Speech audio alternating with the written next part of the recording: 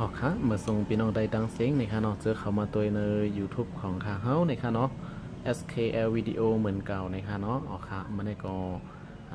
อันนี้สังนะคะเนาะมีง่ายๆอีกนึงนะคะเนาะมาฝากลาบในพี่น้องเขานะคะเนาะเจออัน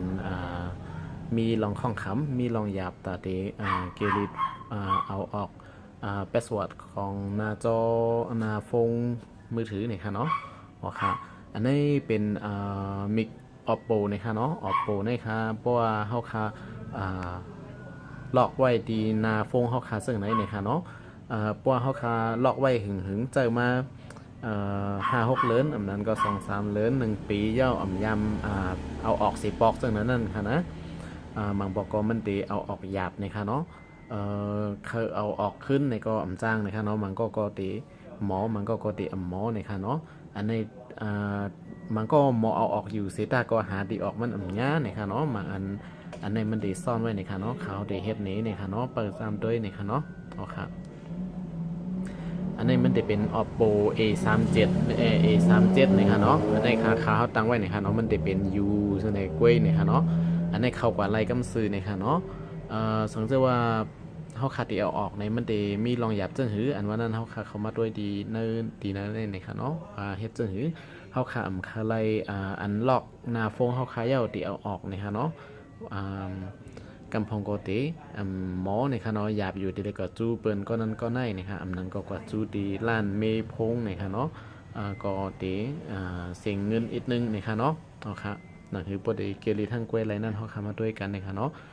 เข้ากว่าดีการตั้งที่ในนะคะเนาะเซตติ้งนะคะเนาะการตั้งค่าในค่ะเนาะเอาค่ะอันนี้ก็เขาตีลายเป็นลิกไทยลิกอังกฤษนะคะเนาะว่า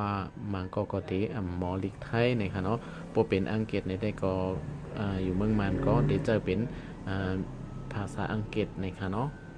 เพราะว่าจะลิกมันในก็เดี๋ยวจะเป็นภาษาอังกฤษนะคะเนาะอ๋อครับอันนี้ก็เขาก็เดี๋ยวเอาเป็นอังกฤษไว้ก่อนนะคะเนาะ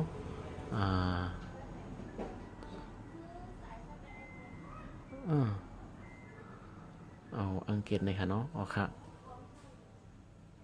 อันนี้ค่ะเนาะเพราะว่าเขามาดีเนอะ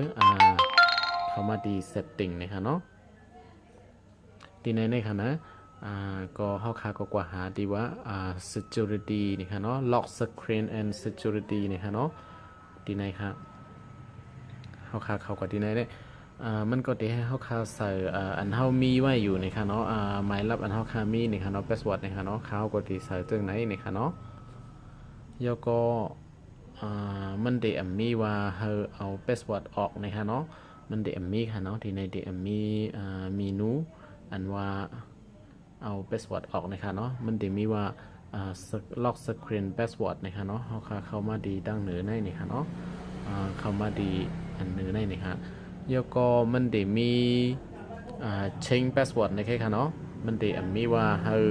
delete นะคะเนาะ delete password ในเดมีนะคะเนาะมันเดมีเป็นเช็งพาสเวิร์ดในเพราะเขาค่าเช็งพาสเวิร์ดเขากว่าดีในนี่ก็มันเดี๋ยวเขาค่า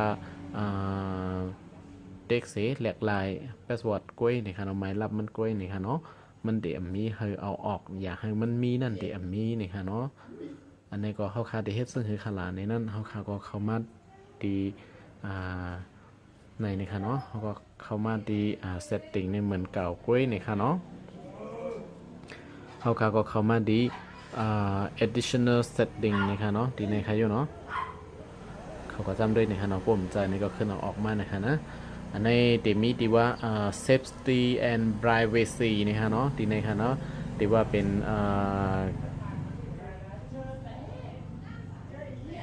ล่างข้อมูล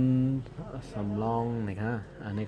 เขาก็ดี safety and privacy นะคะเนาะแล้วก็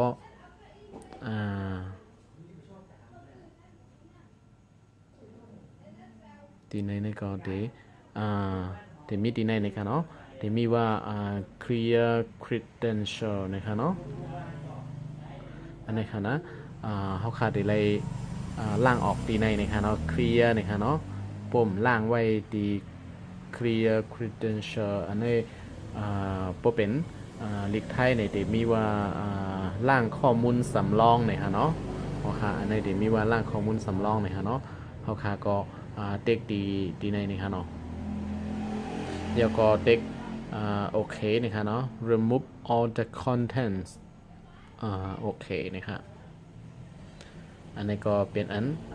ล่างออกกว่าเย้าโตนะครับเนาะเย้าก็เฮาค่ะก็เข้ามาดีlock screen and password ในเหมือนเก่านะครับเนาะแต่ที่เอาออกนะครับเฮาค่ะก็ยืนยันใส่อันหมายลับหน้าจอหน้าโฟงเฮาค่ะออกนะครับเนาะ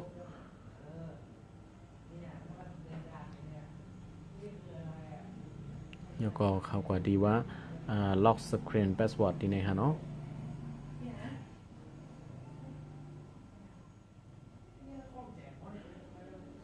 แล้วก็enable lock screen ดีนะครับอยู่เนาะอันนี้ก็เข้าก็ดีในแล้วก็ใส่ password อันนี้